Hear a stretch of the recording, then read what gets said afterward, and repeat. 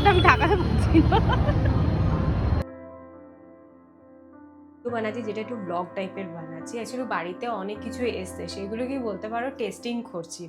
তো এখন আমি বানাবো হচ্ছে মাটনটা আমাকে খুব তাড়াতাড়ি বানাতেও হবে, কারণ ঘড়িতে বাজছে 12টা, বুঝেছো? এখনও অবধি কিছু করা হয়নি, কিচ্ছু হয়নি।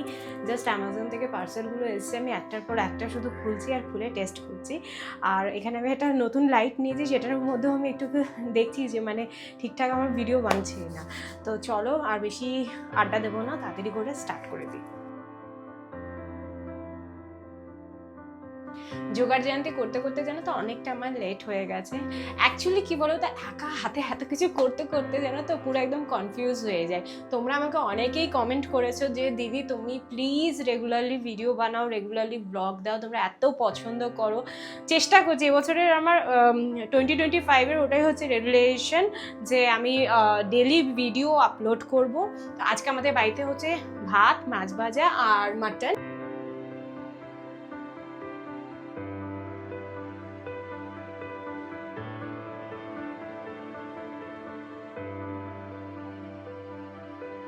সো এই ব্লগটা এতটাই।